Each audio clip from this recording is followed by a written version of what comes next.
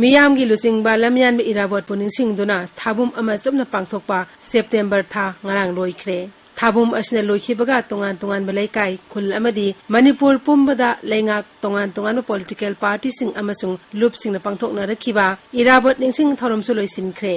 ꯍꯧꯖꯤꯛꯇꯤ ꯏꯔꯥꯕꯣꯠꯀꯤ ꯃꯔꯝꯗ ꯀꯅꯥꯅꯁꯨ ꯆꯦꯛꯃꯣꯛ ꯂꯥꯎꯅꯈꯤꯗ꯭ꯔꯦ ꯃꯊꯪ ꯆꯍꯤꯒꯤ ꯁꯦꯞꯇꯦꯝꯕꯔ ꯊꯥ ꯂꯥꯛꯇ꯭ꯔꯤꯕ ꯐꯥꯎꯕꯗꯤ ꯃꯅꯤꯄꯨꯔꯗ ꯂꯝꯌꯥꯟꯕ ꯏꯔꯥꯕꯣꯠ ꯃꯃꯤꯡ ꯀꯥꯎꯅꯈ꯭ꯔꯒꯅꯤ ꯁꯦꯞꯇꯦꯝꯕꯔ ꯊꯥ ꯃꯅꯨꯡꯗ ꯂꯩꯕꯥꯛ ꯑꯁꯤꯒꯤ ꯃꯁꯛ ꯅꯥꯏꯕ ꯑꯈꯪ ꯑꯍꯩ ꯂꯨꯆꯤꯡꯕ ꯀꯌꯥꯅ ꯃꯈꯧ ꯄꯣꯡꯅ ꯁꯩꯊꯥꯅꯔꯝꯕ ꯂꯝꯌꯥꯟꯕ ꯏꯔꯥꯕꯣꯠꯀꯤ ꯄꯨꯟꯁꯤ ꯋꯥꯔꯤ ꯃꯍꯥꯛꯀꯤ ꯊꯕꯛ ꯃꯍꯥꯛꯅ ꯃꯔꯩꯕꯥꯛ ꯑꯃꯗꯤ ꯃꯤꯌꯥꯝꯒꯤꯗꯃꯛ ꯀꯠꯊꯣꯛꯆꯔꯝꯕ ꯄꯨꯝꯅꯃꯛ ꯇꯥꯕꯨꯅꯨꯡꯗ ꯆꯪꯈ꯭ꯔꯒꯅꯤ ꯃꯁꯤꯔꯥ ꯏꯔꯥꯕꯣꯠꯅ ꯄꯥꯝꯖꯔꯝꯕ ꯐꯤꯗꯝ ꯃꯁꯤꯔꯥ ꯃꯍꯥꯛꯅ ꯂꯩꯕꯥꯛꯁꯤꯒꯤ ꯃꯤꯌꯥꯝꯗ ꯄꯤꯖꯅꯤꯡꯈꯤꯕ ꯄꯥꯎꯖꯦꯜ ꯑꯃꯗꯤ ꯃꯍꯥꯛꯅ ꯎꯖꯅꯤꯡꯈꯤꯕ ꯃꯅꯤꯄꯨꯔꯒꯤ ꯁꯛꯇꯝ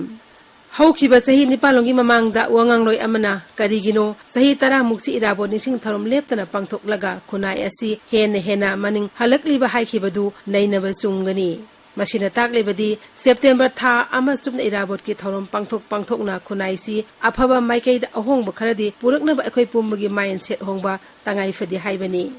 हिरम खुदिंग मिपान तांगदना मतिंग लेना हिंगलख्रब खुनाय असिबु करिगी मिपान तांगब खुनाय अमद हिंगनब होनबदा हैननेब होनरिबनो अखोय हाना खंथामिनबग लोइनना असेंगबा प्रोग्रेसिव ओइबा लुचिंगब थीबा ताई वांगांलोइसिंग मरक्तगे नहा ओइरिबे एक्टिविस्ट कयाना ममांगदा खननैनखिबसिंगा मानदबा मओंगदा इराबोटकी पुंसिगी अथेंगबा सरुक 1994 सेप्टेम्बर 18 महागना मिरोड ओइखिबा असिदगिना मांगना लेखिदबा मतम 1994 गी सेप्टेम्बर 13 फावबगी तेनख्रबा मतमगी थौदोकसिंग लोसिनना थमलिबा असि चिंथोक्तुना नैनबा उइ कुन छुबा चही चादी लुचिंगबा कयागी ख्वाइदगी लाइबक थीबा चही चानि हाइबा याय मखोइनि निंगजरंबा कया पांथोक्लमा ngamdana नोंगाखिबनी लान कया हाना सुनबा कयागी पुवारीनी अदुगा कुनमाथोय सुबा चही चा आसिदना मखोइगी अनिंगबा कया अदु थबक ओइना पांथोकनिंगबा मियामना थेंगनगदबा सिंगनबसिंग अमसुंग लौगदबा फिरेपसिंग खंगदोक्तुना थबक पांथोकपनी अदुनदी पुवारी नैनबा हाइबसि लैखिद्रबा सकनाइरबा सिंगी कुदु नैनबा नते कुदुगी मनुंगदा यावरिबा मीदुगी वाखलोन अमदि थबकसिंग नैनबनी ngasi miyam amadi matamdugi miyamgi marakta khenaba kya lairabashu khunai oiriba saktamdi thoidokna khenaba leite haiba yai matamgi honglakliba phibamgi matung ina mapan thonggi saktamda khenaba lairiba adu kaknatana manipuri khunaina irabotki matam thengnakiba saitheng aduga ngasi khunai ese thengnariba saitheng asiga thoidokna khenaba ude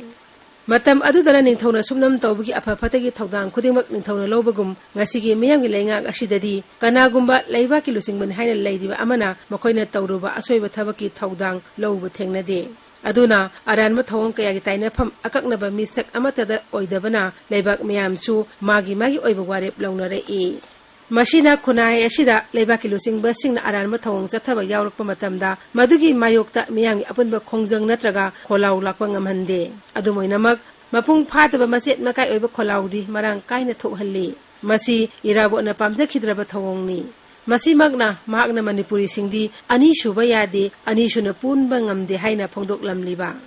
ngasi manipuri khunaida karigumba amata mai pakna ningthina pangthopa ngamdriba karigino haibasi aikhoina irawat ki punchi amasung thabak lainaraga uba fangi manipuri khunaibu manung thitna uba ngamba losingba ama oirambana irawatna mahaki ni hain hek laijaramba khudimuk thadoktuna leibaki damak thabak tawki mahakti masana tokiba thabak ki damak atopana singthaba pamba losingba ama oikhide magna pamjakhibadi aikoi maselgi marakta wakhal taminaduna amaga thabak tawminaba aduni मरैबा की तमक करिगुम खरदंग तौबदा थमोय सेंगना मंतिकनदना तौब हाइबसी इरावत की अपामबनी अदुबु ngasiगी मिरोलना पामलिबदी लैबाकी थबक तौबदा मसागी ओइजबा हाइबदुना मांग थाबनी लैबाकी ने हाइना लैरिबा लुसिंगबा सिंग याउना कनागुम अमतना मसागी ओइजबा याउदना करिगुम अमता तौनुमगी अपामबा उदे मसिना लमदम असिदा पांदम माना जरबसु थबकतदी मानदबा loop मयाम थोरक हन्नबगी मरम ओइरेई लुचिंगबो ओइबा तानबगी लिचत थोरक हली इसाना तौजबा थबक इसाना कक्थत चरेई इसाबु इसाना अमुक अरानवा ताहल्लेई मसिना मांगलोमदा चखतपगी महुता तुंगलोमदा assume मनिंग हलई ओयकलिबा फिबम मसिदा इराबत कुंबा मसागी खंदबा लेबाकीदमक मसागी ओइजबा पुंबा कथोपा ngamba लुचिंगबा अमगी तंगाई फदबा लाई अदुबु लुरिबदी September था अमा लाकपदा नत्रगा मिखलि मतम यौरकपदा अखोइना लुचिंगबा असिबु निंगसिंगबा नतना अतै मतमददी महाकु थोइदोकना निंगसिंगलुबा लैते चही खुदिंगी थाबुम अमा चुमना पांगथोकपा महाकि निंगसिंग थरमना लेबाक मियांगी पुनिंगदा इथिल करिसु पिबा ngamदबगुम तौरी अदु ओइरबदि एखोइना सेल अमसु मतम चंगना लमयान बा असिबु निंगसिंगदुना महाको सैथाबगी थोरम पांथोकपगी वाहनथोक लैरिब्रा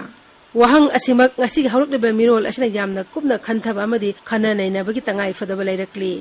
सेप्टेम्बर थाना वहौ था ओइरगा सही अमा चुपना इराबत की मरमदा खना नैनाबा मांगना पामजरबसिंग थबकता ओनथोकनबा होनबा यामना तंगाई फदबा ओइरकली